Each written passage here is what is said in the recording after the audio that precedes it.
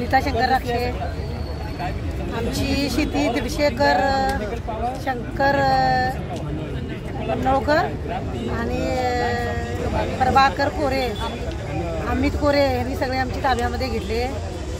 त्यांना आम्हाला तिथे जायलाच देत नाही। त्यांनी आमची गोरं म्हणा सगळं आम्ही चारवायला निघतो, शेती करायला जात होतो, ट्रॅक्टर घेऊन नांगरायला गेल्यावर पण त्यांनी अडवत होते सिक्युरिटी, ते आम्हाला धमकी देत बंदूक दाखवत होते आणि आम्हाला तिथं गेला तर तुम्ही कशाला आला तिथे मला ते मारतो म्हणत होते। पण आम्ही तिथे भिवून 2-3 वर्ष गेलोच नाही, त्याने आता आम्हाला मारतात म्हणून। तिथं आमच्या शेतामध्ये सगळीच लोक गेली नाही, ती आल्या तेवढी सगळीच, आणि त्यांनी पसवून आम्हाला जमीन घेतली। तुमची किती एकर जमीन आहे? आमची 5 एकर आहे आमची।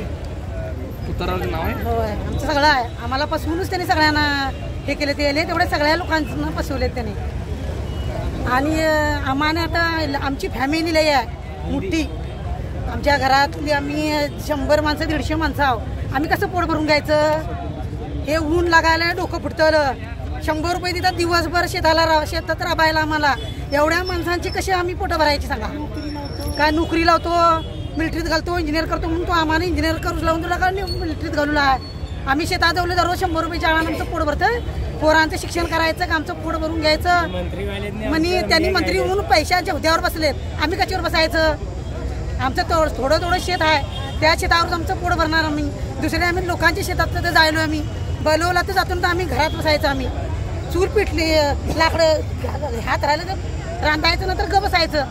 कसं करायचं आता आम्ही मुलांना गुण आमच्या आजोबांनी कसलेले, आता सासू सासरे कसायलेत, आता आम्ही त्याच्यात आता आम्ही सुना आलो।